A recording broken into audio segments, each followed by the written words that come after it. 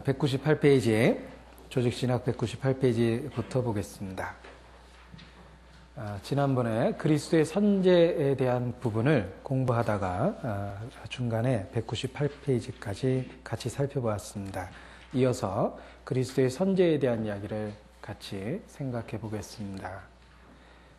그리스도의 선제란 그리스도께서 영원 전부터 계셨다라는 것을 나타내 주고 그리스도의 신성을 입증하기 위해서 많이 거론되어야 될 부분이라고 생각합니다.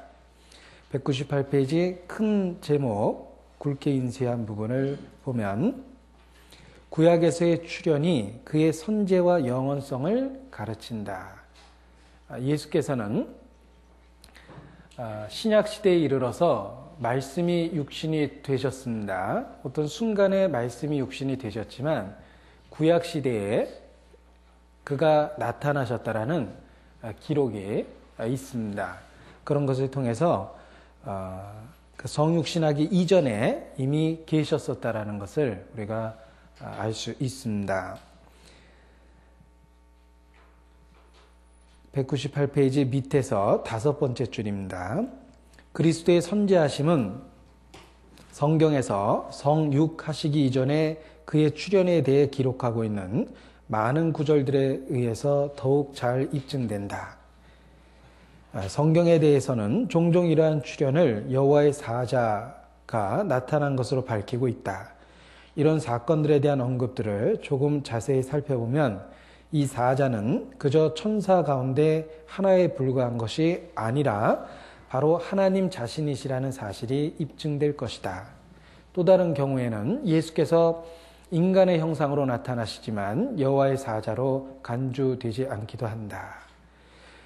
구약을 읽다 보면 여호와의 사자라는 표현이 있습니다. 그 여호와의 사자, 그 사자라는 말이 일반적으로 영어 번역에서 엔젤이라고 번역이 됩니다.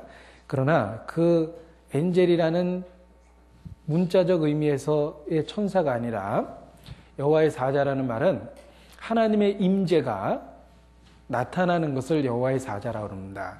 그러니까 하나님께서 그 현장에 나타나시고 하나님의 뜻이 전파되는 것, 그것을 이제 여호와의 사자라는 표현으로 쓰셨는데 때로는 천사가 하나님의 임재의 수단으로서 사용되기도 하지만 또 어떤 편에서는 예수 그리스도 자신이라는 그런 그 암시가 많이 들어 있습니다. 그러한 것은 그 시간과 공간의 제한을 받고 있는 사람, 또 제한된 언어를 사용하고 있는 사람에 의해서 이해되기는 다 어렵지만 분명한 것은 성경이 그렇게 얘기하고 있다는 겁니다. 예를 들면 멜기세덱에 관한 이야기는 아주 미스테리합니다. 우리의 그 지식이 그것을 다 이해할 수가 없습니다. 그러나 분명한 건 멜기세덱에 대한 표현이 하나님의 아들과 방부를 했다라고 되어 있고 그의 신비로움은 예수 그리스도의 그 선지하심에 대한 그 암시가 들어 있습니다. 마찬가지로 여호와의 사자가 등장하는 장면 속에서 보면 그저 천사가 나타났다 할 수 없는 그러한 부분, 하나님의 직접적인 임재가 있었다라는 것을 느끼게 됩니다. 그렇다면 하나님의 직접적인 임재가 사람이라는 방법으로 나타나셨는데 하나님이 사람이라는 방법으로 나타난 유일한 경우는 독생자라는 말씀처럼 예수 그리스도밖에 없습니다. 그렇다면 구약 시대에도 그 예수 그리스도께서 나타나셨다는 뜻이 됩니다. 그런 의미에서 지금 큰 제목이 있는 겁니다. 구약에서의 출현이 그의 선제와 영원성을 가르친다. 자, 몇 가지 예를 199페이지에 들고 있습니다. 첫 번째는 인자라는 표현입니다. 여기 3가지를 거론하고 있는데 다 기억할 만한 큰 사건이라고 생각합니다. 첫 번째는 소돔 고모라가 멸망하기 직전에 아브라함에게 먼저 나타나신 그 하나님에 대한 기록이 있습니다.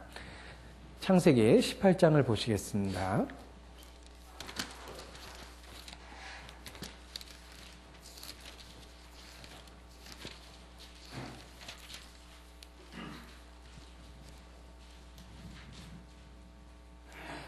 창세기 18장 1절 여호와께서 마물의 상수리 숲을 근처에서 아브라함에게 나타나시니라.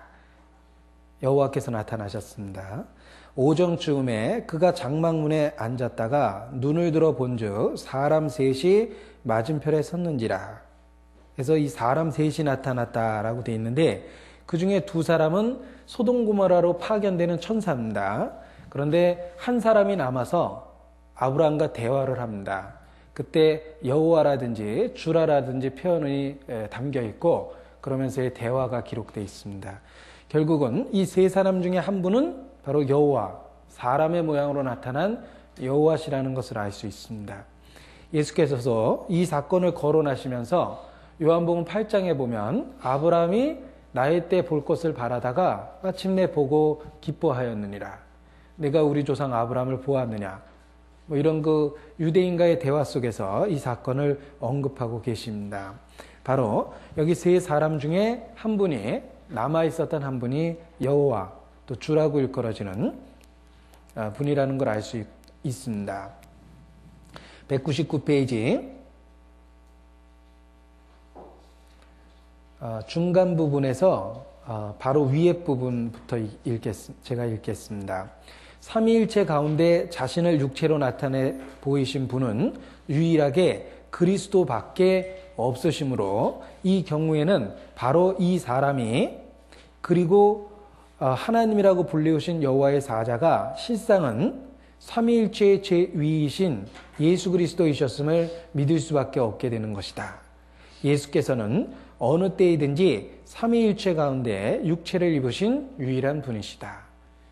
여호와께서 사람의 모양으로 나타났을 때 성경 전체를 통해서 육신을 입고 나타나신 모습은 예수 그리스도밖에 없다는 거죠. 독생자라는 그 독특한 표현 속에서도 암시되어 있다는 겁니다.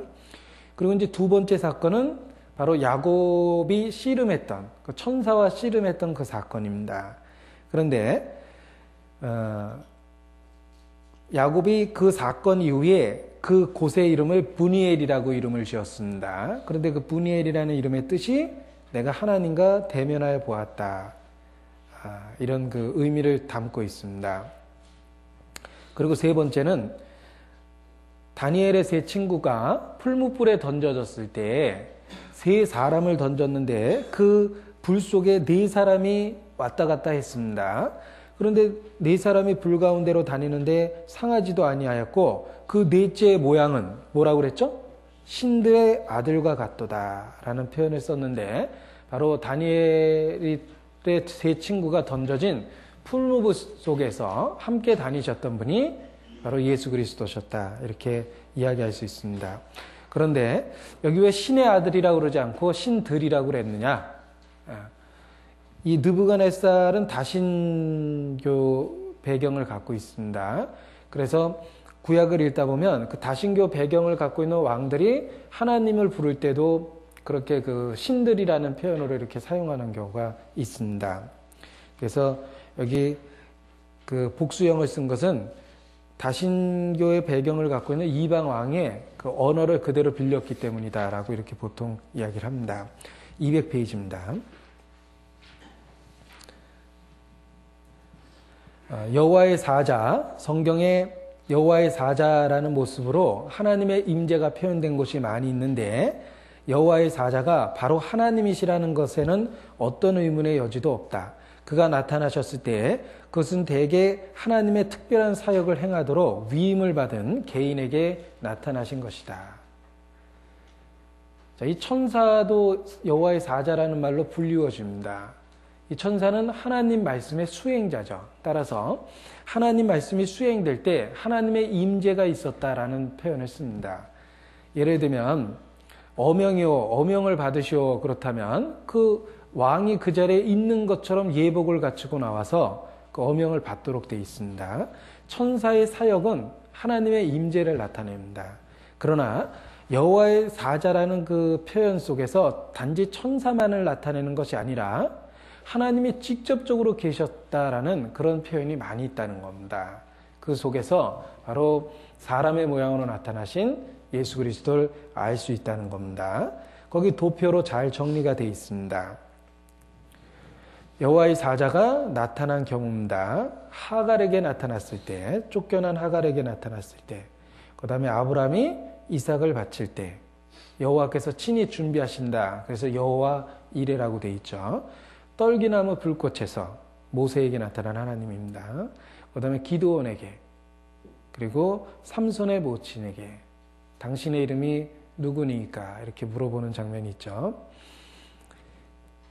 자, 이와 같이 구약시대에 예수 그리스도께서 여러 가지 모습으로 현현하심으로 말미암아 선제에 대해서 입증하셨다는 겁니다.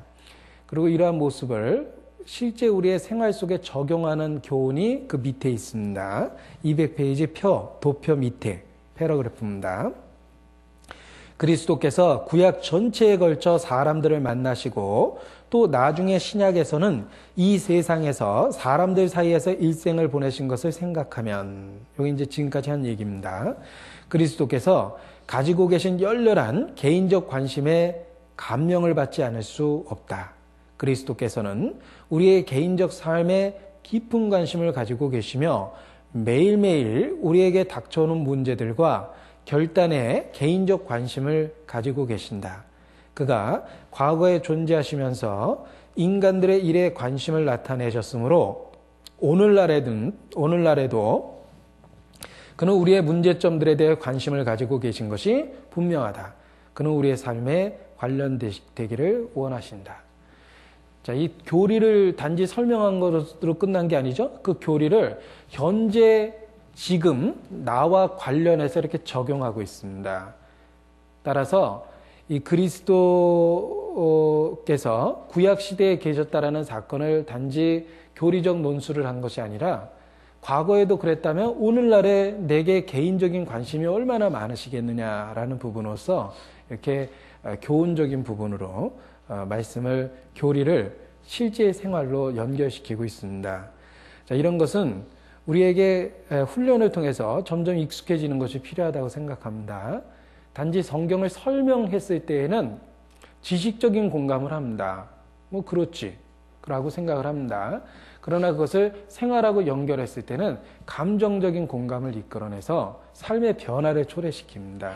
그래서 이러한 그 익숙한 표현은 설교자에게 꼭 필요한 거라고 생각합니다. 교리를 제시했다면 반드시 현재적이고 개인적인 연결을 시키는 거죠. 그래야지만 말씀을 읽었을 때 현재적으로 개인적으로 적용이 바로 되게 돼 있습니다. 그런데 대부분의 그 잘 쓰여진 책은 그런 그 방식을 취하고 있음을 쉽게 찾아볼 수 있습니다. 우리 백스터 책 보면서도 아주 기가 막히게 메시지가 현재화되어 있고 적용되어 있다는 것을 지적을 했는데 이분의 책도 마찬가지입니다. 200페이지입니다. 제일 아랫줄에 굵게 인쇄한 부분입니다. 그리스도의 이름이 그의 선제와 영원성을 가르친다. 예수님의 선제를 지금 논증하고 있죠. 첫 번째는 예수님 자신의 주장, 성경적인 뒷받침, 예수님의 놀라운 행적들, 뭐 이런 류의 이야기를 모아놨고요. 두 번째는 구약시대에도 나타나셨다라는 것을 이야기했고, 그리고 세 번째가 그리스도의 이름 자체가 선제와 영원성을 가리킨다는 겁니다. 그리스도의 이름은 하나님의 아들입니다. 하나님의 아들이라는 그 표현은 우리가 지금 우리 시대에 생각하는 표현이 아니라 구약시대의 하나님의 아들이라는 표현은 아주 놀랍고 사람들에게 참남하다라는 반발을 일으킬 만한 충격적 표현이었다는 겁니다. 바로 그들에게 있어서의 아들이란 말은 하나님의 현신을 나타내는 뜻입니다. 이 성경에 기록될 당시의 표현이 그러합니다. 지금은 우리에게 익숙한 표현이지만 이 성경에 기록될 당시에는 하나님의 아들이라는 말 자체가 하나님의 현신을 나타내는, 현현을 나타내는 표현이기 때문에 그 시대로 돌아가서 우리가 보게 되면 예수께서 아주 대단한 주장을 하셨다는 걸 알 수가 있습니다.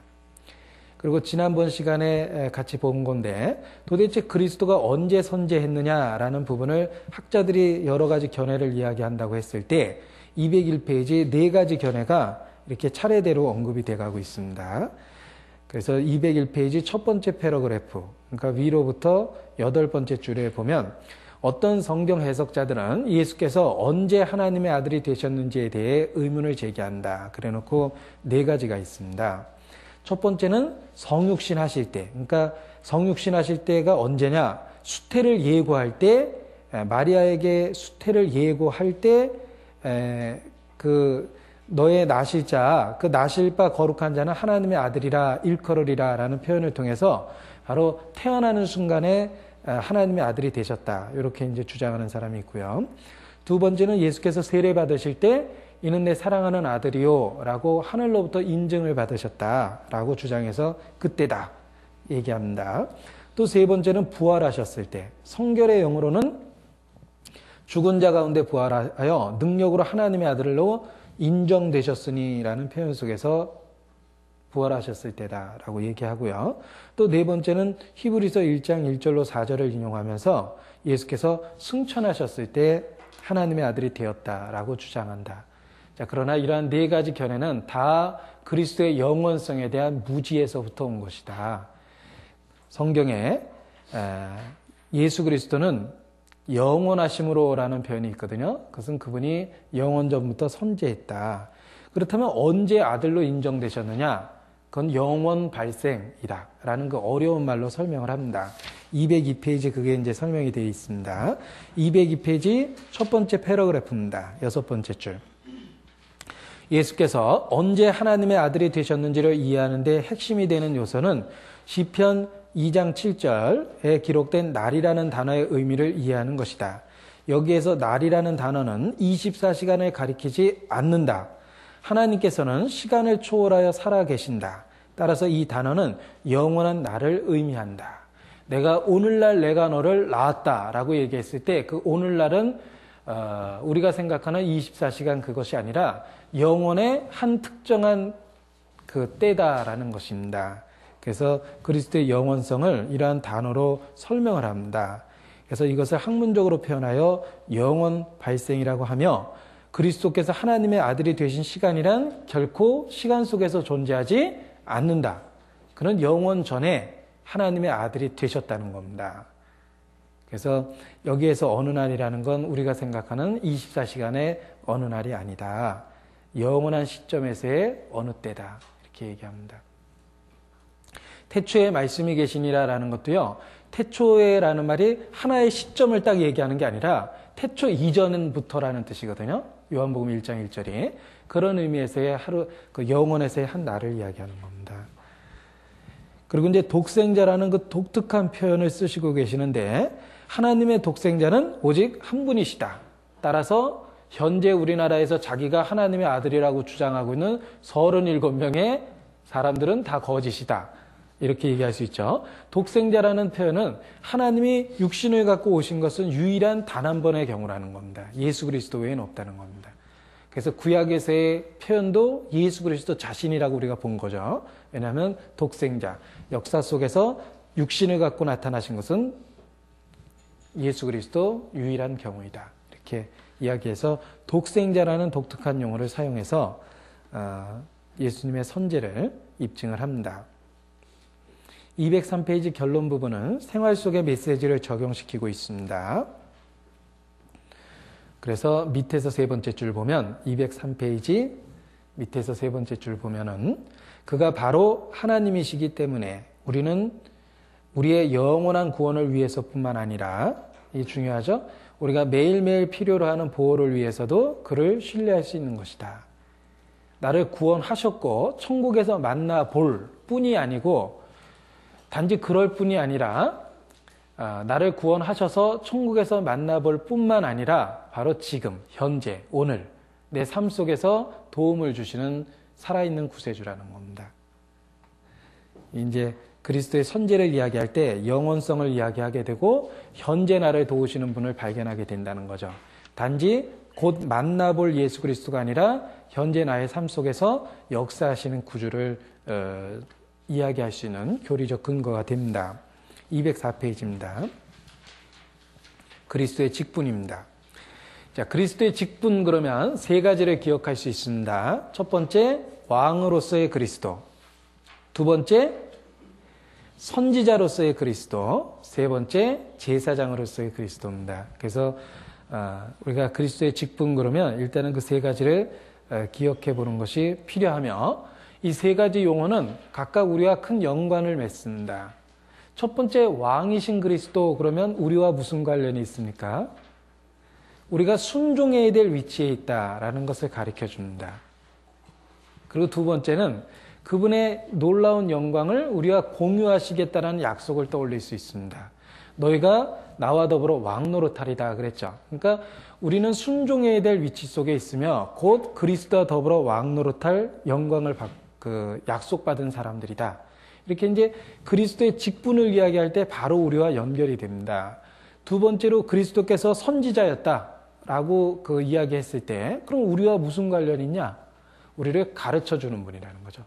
우리를 인도하시고 우리를 책망하시고 가르쳐 주는 분이라는 걸 알 수 있습니다.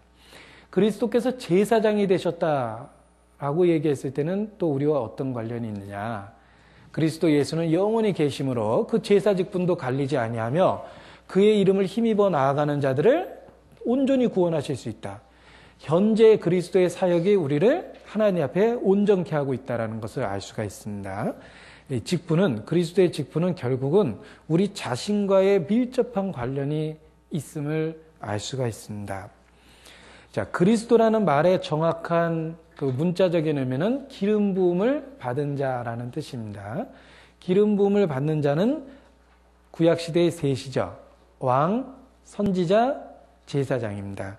바로 그 세 가지 직분은 그리스도를 다 예표하고 있었기 때문에 기름을 부어 왕을 만들고 선지자를 세우고 제사장을 세웠던 겁니다. 그래서 그리스도라는 말 자체가 기름 부음 받은 자라는 뜻을 갖고 있으며 히브리어로는 메시아입니다. 그것이 헬라 말로 그리스도가 됐고 영어로는 세이비어, 구세주 뭐 이런 뜻으로 이렇게 사용되고 있습니다. 205페이지입니다. 그리스도의 선지자 직분. 신명기 18장에 보면 하나님께서 모세에게 하신 말씀 중에 내가 너와 같은 선지자 하나를 일으키리니 그랬습니다. 그 너와 같은 선지자 하나를 일으킨다라고 얘기했을 때 그것이 그리스도를 염두에 둔 겁니다. 그렇다면 모세 이후에 나타난 수많은 선지자는 뭐냐? 그리스도의 예표며 모형이며 그리스도의 사역을 부분 실천한 것뿐입니다. 그러나 그 선지자들의 사역은 선지자의 실체인 예수 그리스도를 다 예표하고 있다는 거죠. 하나님이 마음에 두신 유일한 선지자는 예수 그리스도였습니다. 그래서 너희는 선생이라 칭함을 받지 마라. 너희의 선생은 하나이니 곧 그리스도시니라 라고 말씀하셨습니다. 우리에게 준 유일한 선생은 그리스도 한 분이십니다. 바로 모세에게 말씀하신 선지자 하나를 일으킨다라고 얘기했을 때 바로 그리스도라는 걸 알 수가 있습니다. 자, 이러한 사상은 유대인에게 익숙한 것이므로 예수께서 사역하시기 직전에 세례 요한이 활동했죠. 그때 세례 요한에게 유대인이 물어봅니다. 당신이 그 선지자냐? 그것은 유대인에게 메시아의 개념이 이미 익숙해져 있었던 겁니다. 모세를 통해서 예표된 단 하나의 선지자, 그 바로 그리스도였다는 거죠. 요한복음 1장입니다.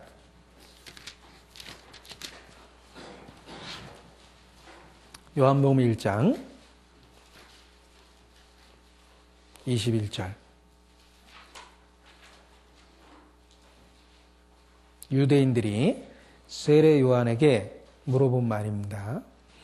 또 묻되 그러면 무엇? 내가 엘리야냐? 가로되 나는 아니라. 또 묻되 내가 그 선지자냐? 대답하되 아니라. 그 선지자냐? 모세가 말한 그 선지자냐? 이렇게 물어본 겁니다. 근데 아니라고 대답했죠. 그것은 단 하나의 선지자는 그리스도일 수밖에 없습니다. 자, 하나님의 선지자는 구약을 읽어보면 하나님의 말씀을 대언했고, 그러니까 하나님을 대신하여 하나님의 말씀을 전했습니다. 그러니까 한자로 표현하면 그냥 대언이죠. 하나님을 대신했고 하나님의 말씀을 전했습니다. 그런데 대부분 환영을 받았습니까? 환영받지 못했습니다. 이 세상은 하나님을 등지고 있었기 때문에 대부분의 하나님의 선지자는 세상 말로 인기가 없었습니다. 우리가 하나님의 말씀에 충실해지면 충실해질수록 세상은 등을 돌리는 것이 당연하다고 생각합니다. 그래서 가끔 우리들의 메시지를 듣고 아주 날카로운 그 억지스러운 비평의 말을 하는 걸 들어볼 때 그러한 그 성경의 배경이 우리에게 위로가 됩니다. 그 하나님의 선지자 중에 핍박 안 받은 사람이 누가 있냐? 오히려 세상이 칭찬하면 너희에게 화가 있다. 너희가 선지자 중에 누구를 핍박하지 않았느냐? 다 핍박했다고 말씀하셨습니다. 우리가 하나님 메시지에 충실하면 충실해질수록 세상적으로 세상에 붙어있는 사람은 등을 돌릴 수밖에 없다고 생각합니다. 세상이 환영하는 하나님의 메시지는 타협되고 절충된 메시지를 좋아하게 되어 있습니다.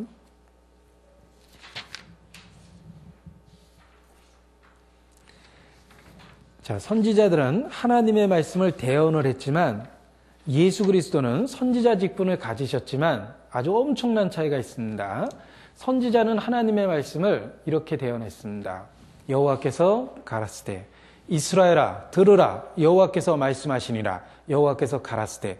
그런 것은 선지자가 쓴 표현입니다. 그런데 예수님이 어떻게 대언하셨는가 생각해 보십시오. 나는 너희에게 이르노니.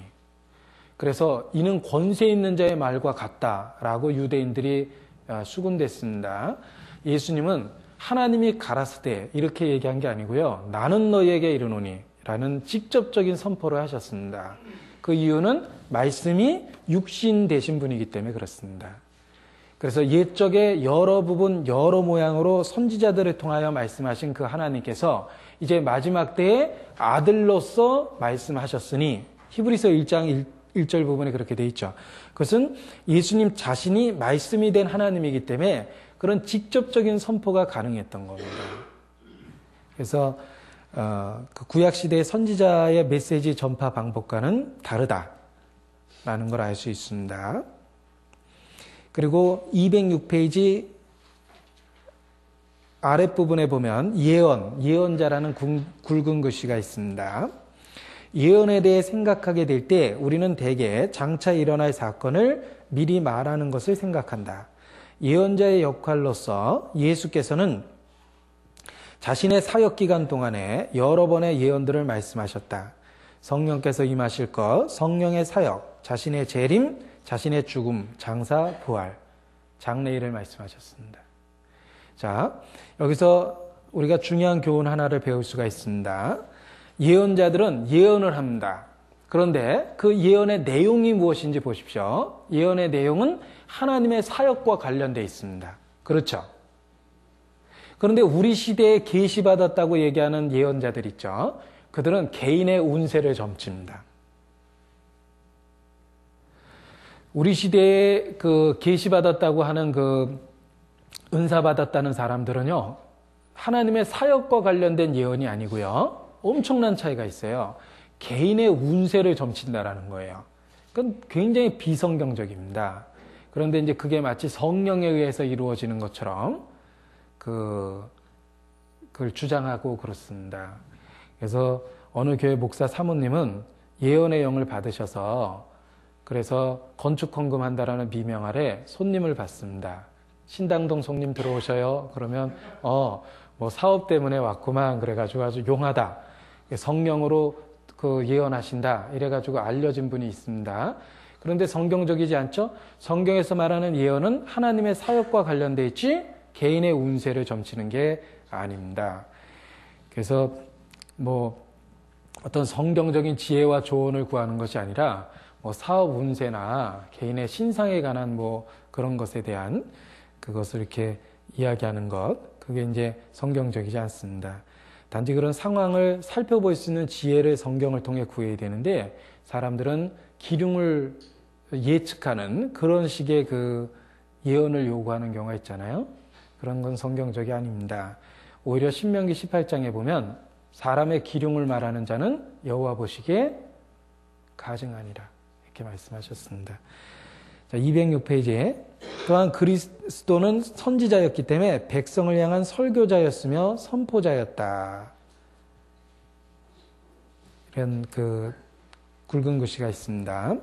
그래서 206페이지 밑에서 두 번째 줄 보면 하나님께서는 당신의 메시지를 전달하시기로 결정하실 때마다 항상 당신의 지혜로서 사람들 가운데 한 사람을 찾으셨다. 에스겔 22장 30절이죠. 좋은 표현이니까 찾아보겠습니다. 구약성경 에스겔 22장 30절.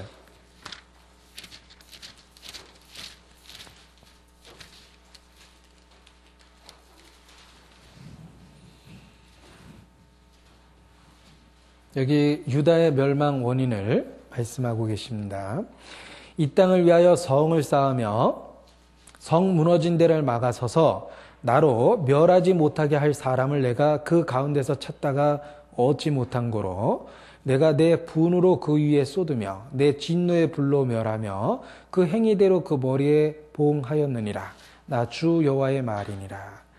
자, 하나님의 사람, 하나님의 말씀의 대언자가 돼서 유대인들을 돌이키게 할 한 사람을 찾지 못해서 결국은 진노를 그 온 성에 쏟으셨다고 말씀하셨습니다. 우리 시대에 충성된 하나님의 일꾼이 세상의 재앙을 막고 있다는 것도 기억할 필요가 있고 우리의 책임이 또한 막중하다는 것도 알 수가 있습니다. 자, 207페이지 첫 번째 패러그래프에 보면 재미난 실화 예화가 있습니다. 힌두교를 믿는 한 사람이 복음의 메시지를 듣게 되었으나 왜 예수께서 인간이 되셨는지를 이해할 수 없었다. 그런데 그가 전도자와 헤어져서 길을 가고 있을 때 우연히 개미집 하나가 불에 타게 될 위험에 처한 것을 보게 되었다. 개미들 세계에도 방화가 있나 본데요. 네. 개미들이 측은한 생각이 들어서 그는 그 개미들을 구해주려 했지만 개미들은 오히려 그를 두려워하며 자꾸만 달아나는 것이었다. 바로 그때 갑자기 그 힌두교노는 왜 예수께서 인간으로 세상에 오셨는지를 깨닫게 되었다. 개미에게는 오직 개미만이 경고할 수 있었던 것과 마찬가지로 예수께서 다른 사람들에게 하나님의 메시지를 전달하기 위해서 인간이 되셨던 것이다. 자, 인간에게 메시지를 전달할 수 있는 가장 효과적인 방법은 인간 자신의 방법으로입니다. 그래서 인간이 되셨다 라고 이야기할 수 있습니다.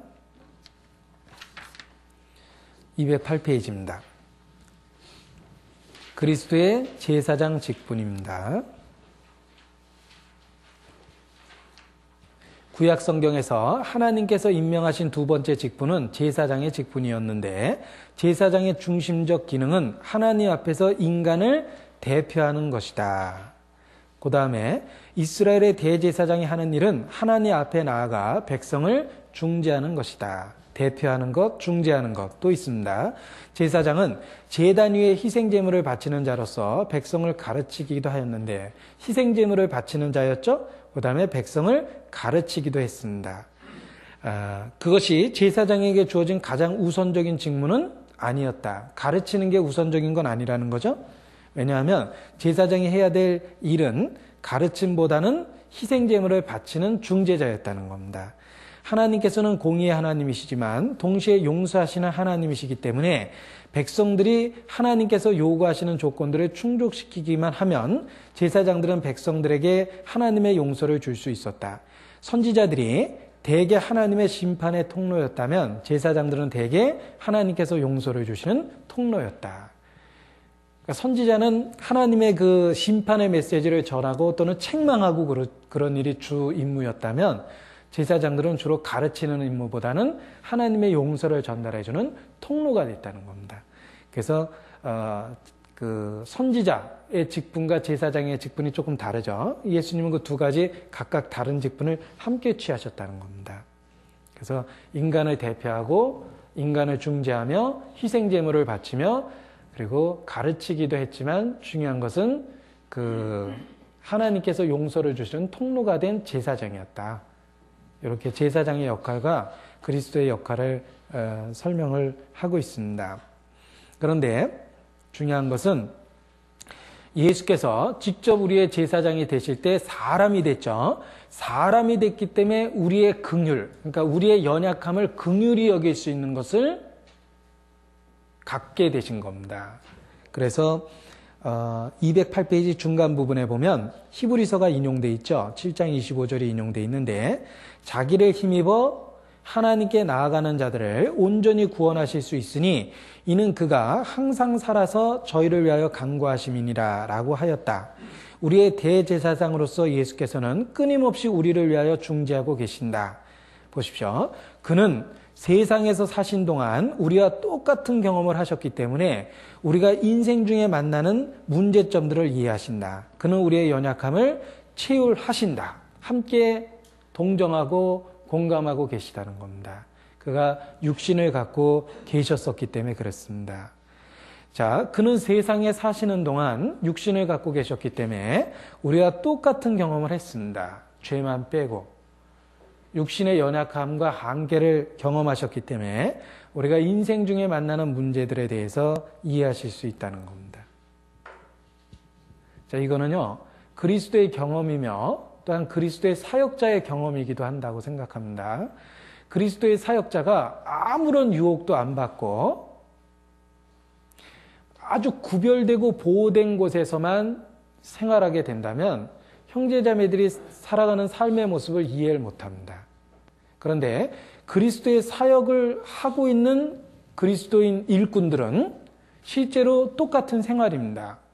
예를 들면 그 아내와의 성격 차이도 경험할 수 있고요. 자녀들이 대드는 것도 경험할 수 있고 또 지나친 사역으로 인해서 피곤함도 느끼고 때로는 그 사역의 한계를 통해서 회의감도 느낄 수 있다고 생각합니다. 중요한 건 함께 하시는 그리스도를 통해 그걸 극복했을 때 자신이 극복한 것을 가지고 다른 사람을 위로할 수가 있습니다. 그래서 예를 들면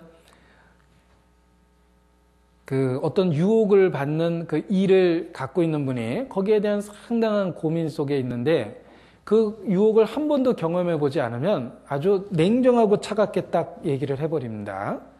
그리고 그분의 상황과 전혀 안 맞는 조언을 할 수가 있어요. 그런데 똑같은 경험을 거쳐서 그걸 극복이 됐다면 그분의 상황 속에 아주 적절한 이야기를 해줄 수 있다고 생각합니다. 따라서 우리가 전도하면서 겪게 되는 경험들, 다양한 어려움들은 사역에 굉장한 도움이 되고 있다는 걸 생각할 때 자신의 연약함을 하나님께 감사할 수 있게 된다고 생각합니다. 전도인의 연약함이나 경험은 다 소중한 그 사역의 도구들이 된다라고 생각합니다. 예를 들면 저는 개인적으로 성격이 밝습니다. 그리고 밝게 가지려고 굉장히 노력을 합니다. 재미난 이야기는 꼭 기억해서 늘 마음에 되새겨서 성격을 가능한 밝게 가지려고 이렇게 생각합니다. 그래서 집안 분위기가 막 이렇게 이상해지면은 농담 한마디 하고 나옵니다. 그래서 다 웃겨놓고 나오거든요. 그런데 그는 노력해야지만 밝아진다고 생각합니다. 자, 저는 밝은 성격을 갖고 있음에도 불구하고 끊임없이 이렇게 침체되고 가라앉는 그런 생각을 해요. 그래서 정말 내가 신앙이 없으면 우울증에 걸렸겠다. 내가 신앙이 없었다면 어느 날 가출했겠다. 막 이렇게 난 모든 것이 싫어. 뭐 이러면서 그런 그 생각을 하거든요. 근데 내가 왜 이런 그 감정적인 기복이 심할까라고 생각하다가도 이건 육신을 갖고 있는 사람은 누구든지 경험하는 거다. 누구든지 어떤 삶의 단순성에 있어서 회의감을 느낄 수도 있고 한계를 느낄 수도 있지 않겠냐. 이건 누구든지 경험하는 것이다. 그렇다면 그리스도께서 나를 이런 경험 가운데서 어떻게 위로하시고 어떻게 건지실까에 대한 관심을 가져보면요. 하나님은 정말 위로하시고 건지십니다. 그래서 정리가 좀 돼요. 그런데 누군가가 와서 내가 경험했던 똑같은 세계를 앞에서 눈물을 흘리면서 털어놓으면 옛날 같으면 왜 성격이 저럴까? 이렇게 생각을 했을 텐데 내가 경험했던 세계를 똑같이 이야기하고 있으면 마음에 어떻게 위로해 나갈지 이제 정리가 돼 나갑니다. 누구든지 겪는 삶의 어려움을 이분이 호소하고 있구나. 그리고 주님은 우리의 일상의 삶 가운데 틀림없이 함께 하신다라는 걸 생각하고 성경을 통해서 그 이야기 해나갈 수 있게 된다고 생각합니다. 그래서 때로는 이렇게 어려운 일이 반복되고 어떤 한계를 느끼게 되고 또는 어떤 그 회의감도 느끼게 되고 뭐 이런 그 경우가 있을 거라고 생각합니다. 그러나 그 모든 연약함과 경험들은 사역을 위한 소중한 도구다라고 생각합니다. 감히 예수 그리스도께서 육신을 입은 모습하고 그 비교할 수는 없겠지만 상황은 비슷하다고 생각합니다. 우리가 같은 위치 속에 있었기 때문에 그 연약함을 체휼하게 된다는 거죠. 그래서 냉정한 그 율법의 말로 이렇게 그 휘두르지 않게 됩니다. 그 다음에 이제 209페이지 왕의 직분이라는 게 있습니다. 왕이십니다. 자, 이 왕이 되기 위한 조건이 있습니다. 209페이지 이 왕에 되는 조건이 뭐냐면요. 왕권이 있어야 되고 국토가 있어야 되고 국민이 있어야 됩니다. 그 세 가지가 있어야지 왕 같은 왕이죠. 그런데 예를 들면 영국의 왕은 명칭은 있지만 통치권이 없잖아요.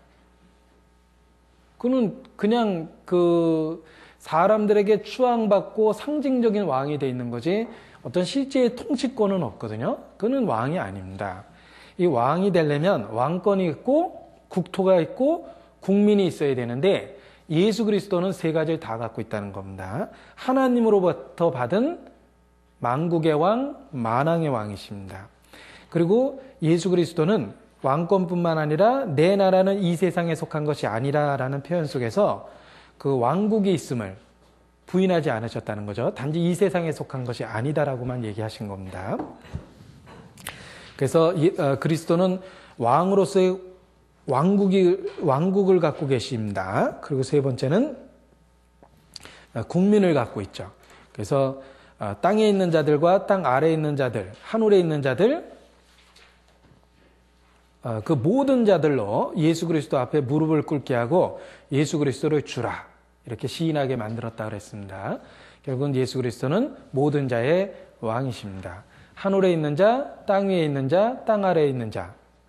자, 이 세 가지가 뭘까? 뭐 해석 안 해도요. 모든 사람이라고 그러면 실제로는 간단합니다. 모든 사람이죠. 근데 굳이 해석하자고 그러면은 하늘에 있는 자는 이미 하나님 앞에 있는 성도들, 땅에 있는 자는 지금 살아있는 사람들, 땅 아래에 있는 사람들은 구원받지 못하고 이루어진 사람들, 뭐 이런 식의 해석은 가능합니다. 그런데 이제 보통 이야기할 때는 모든 사람이라는 표현을 썼다는 걸 알 수가 있습니다. 그리고 그 초대교회부터 그리스도인들은 그리스도를 최고의 통치자로 여기고 자신을 종으로 여겼다. 그것은 순종해야 될 위치를 늘 일깨우기 위한 표현이었다라는 겁니다. 자, 212페이지입니다. Virgin birth, 동정녀 탄생이라고 되어 있는 부분입니다.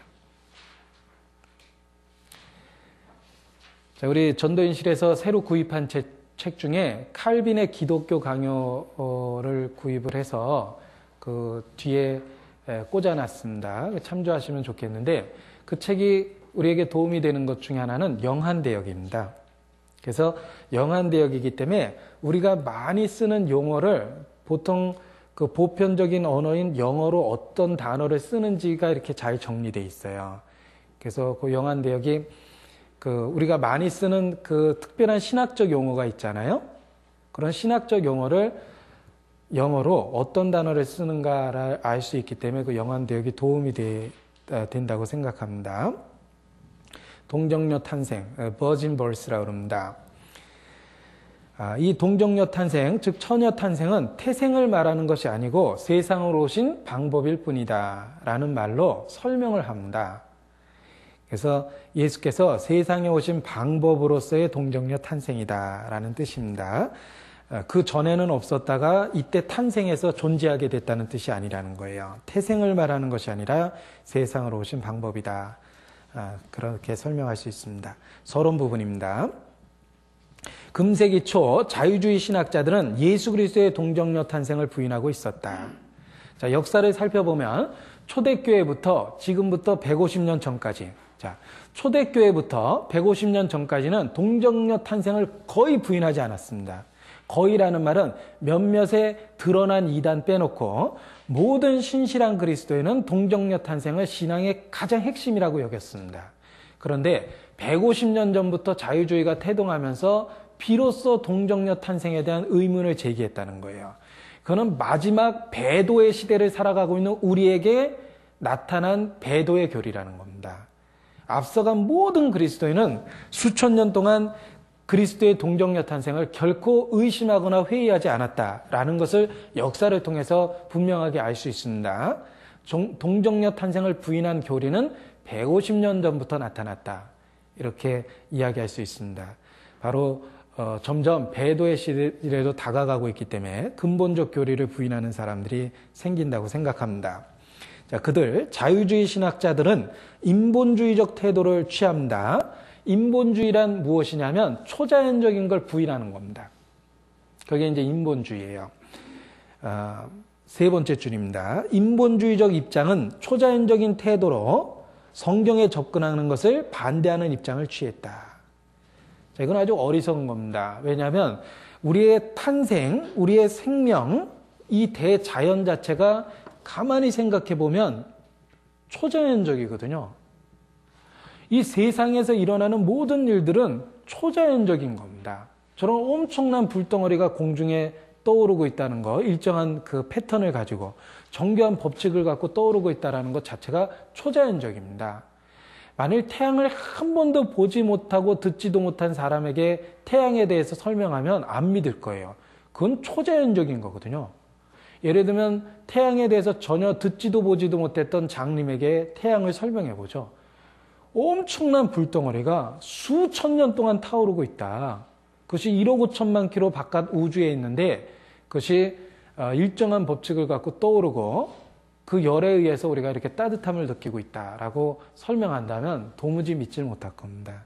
실제로 우리를 둘러싸고 있는 세상은 그냥 초자연입니다.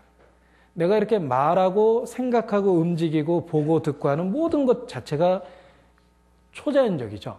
그런데 우리는 초자연적인 세계 속에 살면서 몇몇의 직접적인 하나님의 언급이 있는 초자연적인 사실을 부인하려고 한다는 거죠. 그러니까 어리석은 겁니다. 인본주의는 초자연적인 태도를 초자연적인 걸 부인합니다. 그러니까 초자연적인 것을 믿지 않고 그 다음에 축자 영감, 성경의 한자 한자가 하나님에 의해서 영감됐다는 것, 그리고 더더욱 대속을 부인합니다. 그래서 이 자유주의 신학자들 중에요, 우리의 속죄 교리를 무슨 말로 비난하냐면 푸주간 신학이라고 그래요. 푸주간 신학이라는 말 들어보셨습니까? 이 대속을 부인하는 사람들이 그런 그 모욕적인 용어를 씁니다. 맨날 피얘기냐, 아직도 피얘기냐 이래가지고 그 푸주간 신학이라고 그러거든요. 그러니까 그들이 이제 이런 그 대속이라는 교리를 부인하고 육체의 부활이라든지 그리스도의 재림 같은 것을 이제 부인합니다. 이제 우리 시대에 나타난 배교의 교리들이고 그들은 중요한 믿음의 기초들을 흔들어 놓고 있습니다. 이 자유주의 신학자들은 초자연적인 것을 반대하기 때문에 동정녀 탄생도 반대합니다. 자, 그러나 진실을 구분하는 잣대로서 하나님께서 우리에게 주신 것 중에 하나는 동정녀 탄생에 대한 시인입니다. 왜냐하면 적그리스도의 영을 이것으로 알지니 라는 성경 표현이 있죠. 어떻게 합니까? 그리스도께서 육체로 임하시는 것을 부인하는 자마다 적그리스도의 영이니라 그랬습니다. 그러니까 이 동정녀 탄생을 부인하는 건 실제로 적그리스도의 가르침이라는 걸 알 수 있습니다. 그리고 동정녀 탄생을 부인해서는 기독교를 믿을 수가 없다. 왜냐하면 기독교는 동정녀 탄생이라는 기초 위에 세워졌기 때문에 그렇다. 따라서 성경의 무호성, 그리스도의 무죄성, 속죄, 또 다른 성경의 중요한 교리들은 다 동정녀 탄생과 밀접하게 연결되어 있기 때문에 그걸 부인하고 성경을 믿을 수는 없는 것이다 라고 얘기할 수 있습니다. 자, 이 동정녀 탄생의 확실성을 예증하기 위해서 첫 번째는 구약시대에 예언된 메시지를 다루고 있습니다. 그래서 213페이지 예언된 동정녀 탄생이라는 부분입니다. 첫 번째는 모세의 글 속에 언급이 되어 있습니다. 창세기 3장 15절에 여자의 후손과 뱀의 후손이 원수가 된다라고 얘기를 하고 있는데 그 여자의 후손이라는 말은 동정녀 탄생을 직접적으로 암시한 표현입니다. 그래서 갈라디아서에 보면 때가 참에 그리스도께서 여자에게서 나시고 라고 이야기되어 있습니다. 그래서 모세가 표현한 여자의 후손이라는 말은 바로 동정녀 탄생에 대한 최초의 언급이다. 그런 설명이 있습니다. 214페이지 두 번째 패러그래프입니다. 종종 성경에서 어떤 신학적인 주제를 도입할 때에는 그 진술이 충분히 발전되지 않은 발화적 표현으로 나타나는데 때때로 이것을 가리켜, 자, 여기 책을 읽다 보면 신학적 용어가 많이 정리된다고 그랬죠? 여기서도 그런 그 신학적 용어가 하나 정리되고 있는데요. 최초 언급의 법칙, the law of first reference 이렇게 되어 있습니다. 최초 언급의 법칙이라고 부른다. 따라서 그 교리는 시의 형태로만 나타난다. 그러니까 이 창세기에는 앞으로 이야기할 수많은 진리를 발화 상태에서, 씨앗 상태에서 잔뜩 갖고 있다는 겁니다. 그래서 창세기를 알집이라고 얘기할 수 있어요. 앞으로 이야기할 수 있는 많은 진리를 알 형태로, 씨앗 형태로 갖고 있다는 거죠. 그래서 그 앞으로 전개되고 점진적으로 발전된 그 계시될 진리에 대한 발화적 형태가 있다라고 얘기를 합니다. 그래서 이런 내용을 그 최초 언급의 법칙이다라고 이야기를 합니다.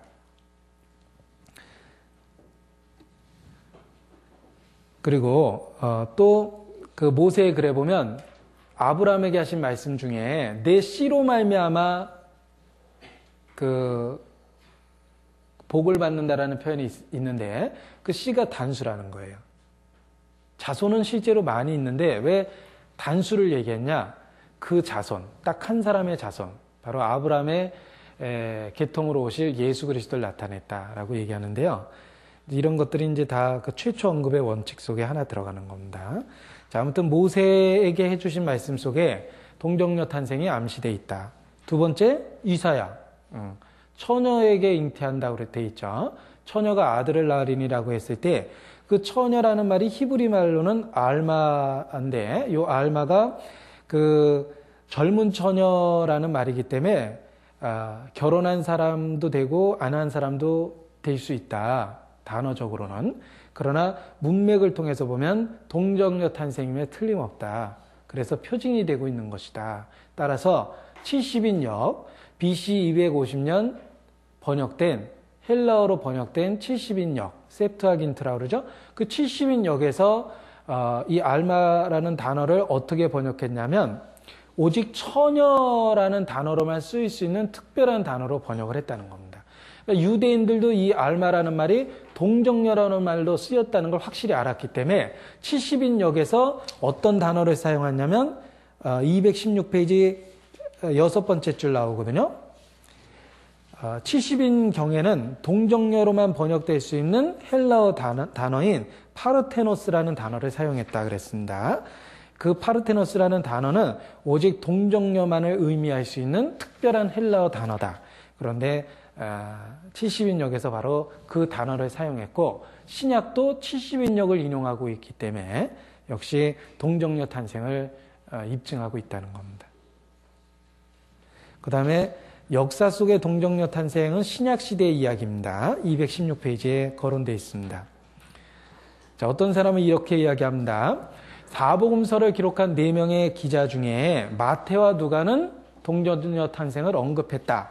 따라서 마태와 누가는 동정녀 탄생을 믿었다. 그러나 마가와 요한은 동정녀 탄생에 대한 언급이 없다. 따라서 그들은 동정녀 탄생을 믿지 않았다. 우리가 예수님을 믿는데 동정녀 탄생은 필수적이지 않다.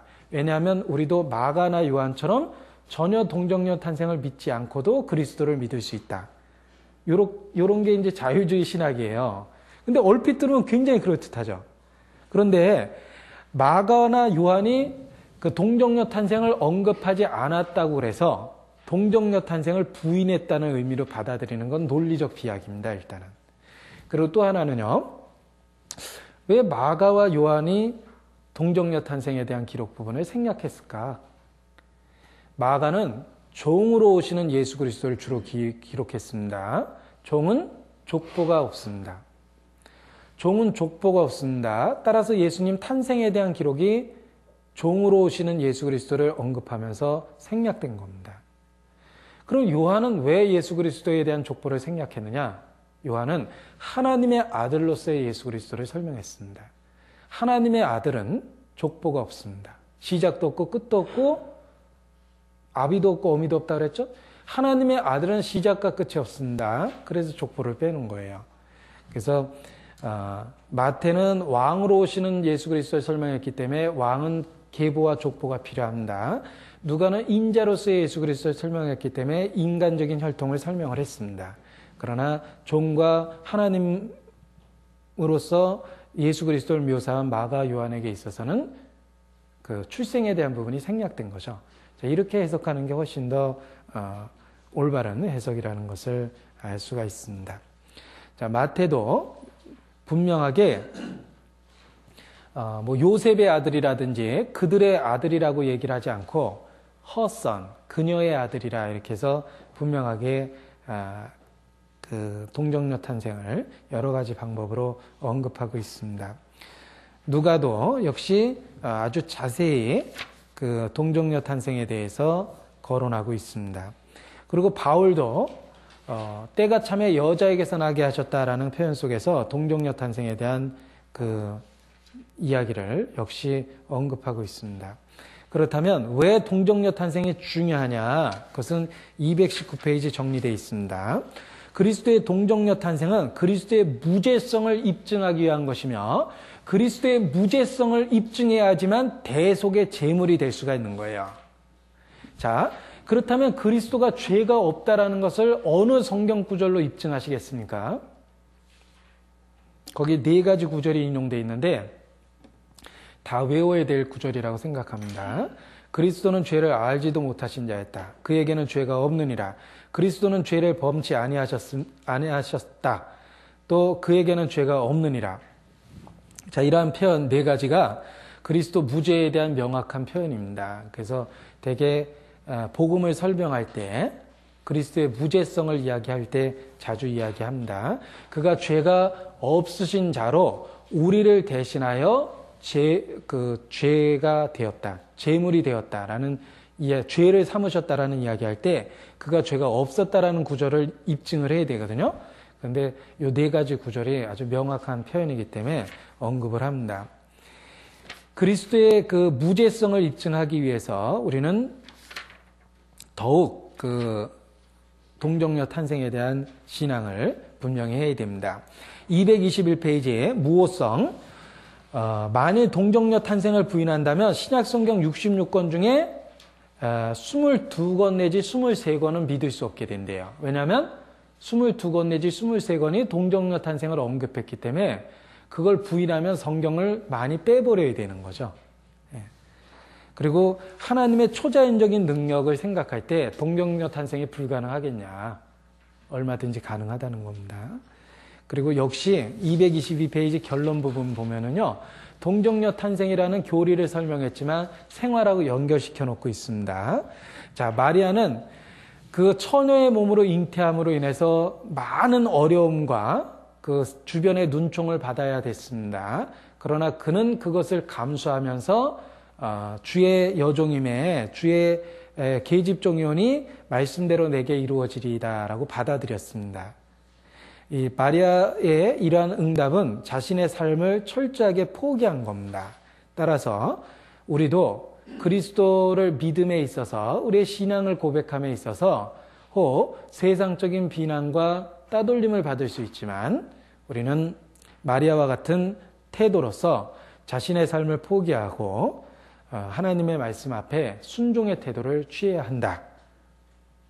이러한 그 생활 교훈으로서 동정녀 탄생에 대한 교리를 마지막으로 적용해서 끝을 내고 있습니다. 자, 다음 시간에는 인간이 되신 그리스도라는 부분부터 공부를 계속해서 하겠습니다. 오늘은 이것으로 마치도록 하겠습니다.